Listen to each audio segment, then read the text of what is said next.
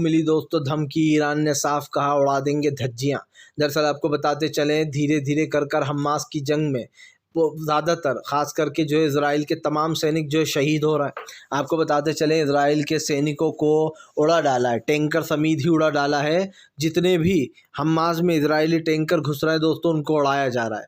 आपको बताते चलें हमास ने खुली चेतावनी देते हुए कहा है कि इज़राइल अगर यहाँ तक सीमाओं तक आया तो उसको बोरे में भरकर वापस भेजेंगे। ये कल से ही न्यूज़ चल रही थी, लेकिन अब तो जो है यहाँ पर एक के बाद एक टैंकर ही उड़ाने लग गए ये लोग एक दूसरे के। आपको बताते चले अब कई रॉकेटों को जो यहाँ पर छोड़ा गया है।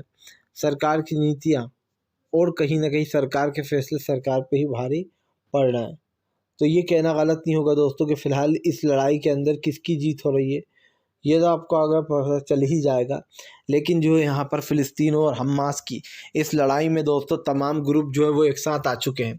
हमास के साथ साथ जो है तमाम जितने भी देश हैं, चाहे वो रूस का वैगनर ग्रुप हो दोस्तों उसकी भी एंट्री हो गई है। हिजबुल्ला पहले से ही था, ईरान साथ दे रहा है, 57 मुस्लिम देश भी साथ दे रहे हैं। आपको बताते चले यमन तो मिलकर लड़ाई भी लड़ रहा है।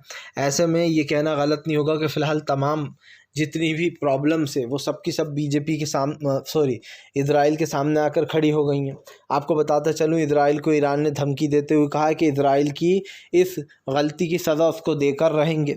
आपको बताते चलें इज़राइल ने जो मासूम फ़िलिस्तीनियों की जान ली है उसको ईरान ने एक तरीके से इज़राइल की सबसे बड़ी गलती बता दिया है।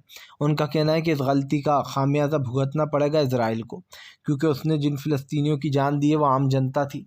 और यही नहीं, जिस भी तरीके से इज़राइल एक के बाद एक हमले कर रहा है दोस्तों उसने कहीं ना कहीं रूस और यूक्रेन की याद दिला दी है, क्योंकि रूस और यूक्रेन में भी ऐसे ही वॉर अब तक दोस्तों जारी है, वो वॉर ख़त्म होने का नाम नहीं ले रहा।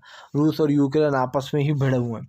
वैसे ही दोस्तों अब दो मुस्लिम देश ये आपस में भिड़ गए थे, यहूदी और कहीं ना कहीं अब एक चीज़ है हमास और इज़राइल में दोस्तों एंट्री जो एक के बाद एक बड़े देशों की हो रही है, इससे किसकी मुसीबत बढ़ रही है आप खुद ही बताइए।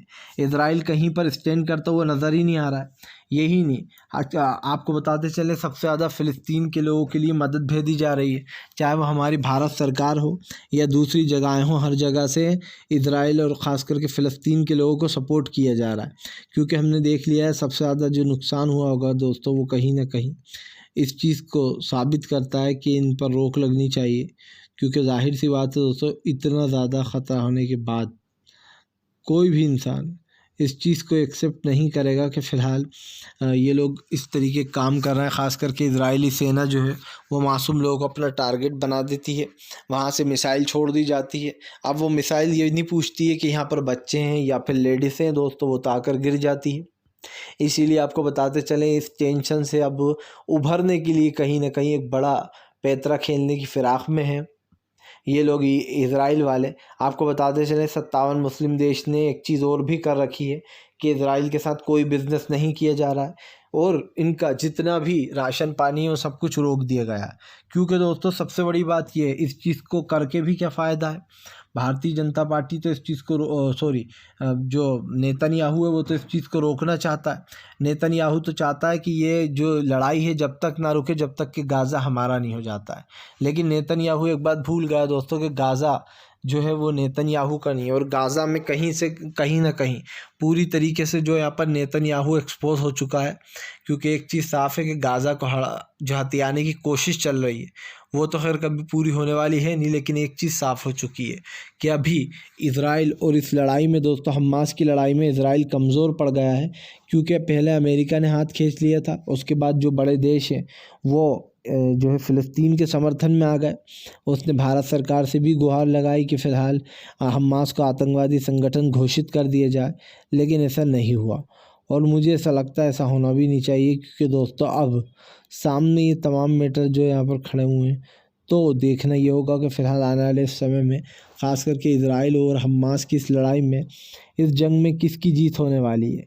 क्योंकि मुझे तो साफ दिखाई दे रही है दोस्तों कि हमास ये जो लड़ाई साफ साफ सीधे सीधे जीतता हुआ नज़र आ रहा है।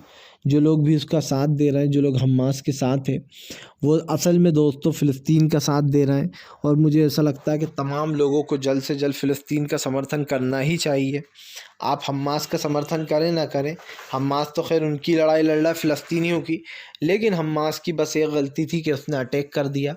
और दोस्तों उसी वजह से कहीं ना कहीं इज़राइल ने ये हमले शुरू किए, लेकिन इज़राइल वैसे भी 56 साल से यही कर रहा है, उसको सिर्फ एक बहाना चाहिए था।